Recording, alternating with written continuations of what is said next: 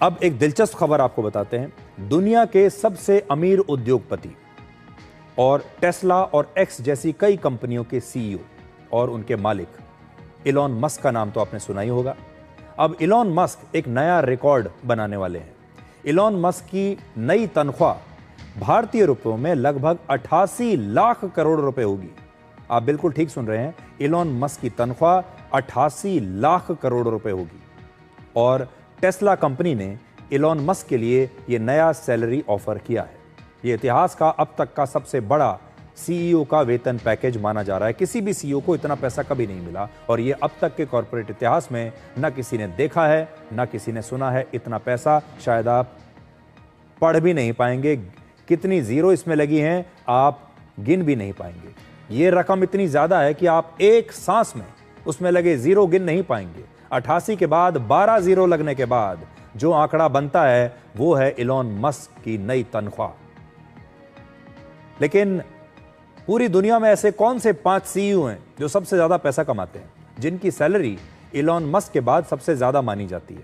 तो देखिए कौन कौन से हैं, मैं आपको आपकी स्क्रीन पर बताता हूं। कोहेरेंट कॉर्प के सीईओ जिम एडरसन का वेतन 872 करोड़ रुपए है।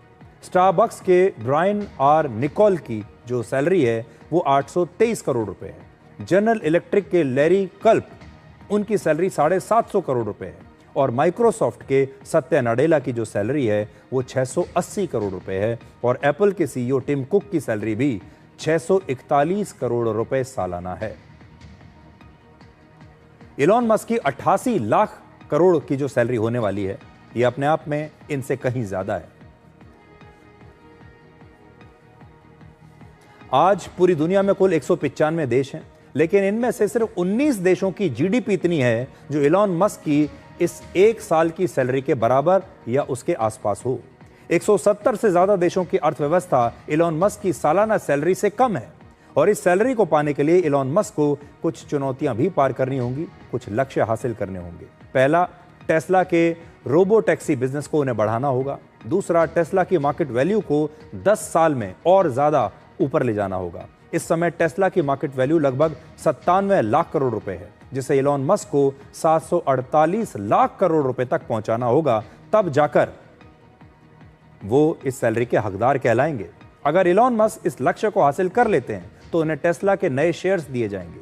टेस्ला में फिलहाल उनकी हिस्सेदारी लगभग 16% है। तो देखिए पूरे टेस्ला में उनका जो शेयर है वो 16% के आसपास है, लेकिन ये बाद में बढ़कर 25% से भी ज्यादा हो जाएगा। और टेस्ला का जो बोर्ड है उसका कहना है कि इलॉन मस्क को टेस्ला के साथ बनाए रखना और उन्हें लगातार प्रेरित करते रहना, उन्हें मोटिवेट करते रहना और उन्हें इस स्थिति में रखना कि वो दिल लगाकर अपना काम करते रहें, उसके लिए ये बहुत जरूरी है कि उनको इतनी तनख्वाह दी जाए, तभी तो वो दिल लगाकर काम करेंगे।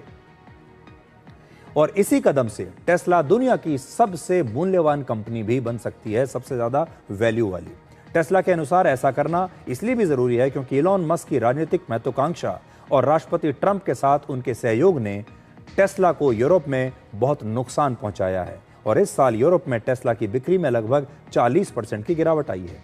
टेस्ला के फैसले की एक और बड़ी वजह इलॉन मस्क का जो है समय न पाना भी है कि अभी इलॉन मस्क बहुत ज़्यादा समय नहीं दे पाते, लेकिन जब उन्हें पैसा ज़्यादा दिया जाएगा तो वो हो सकता है इसके बाद इस कंपनी को अपना थोड़ा और ज़्यादा समय देंगे और ज़्यादा शिद्दत से इस कंपनी के लिए काम करेंगे।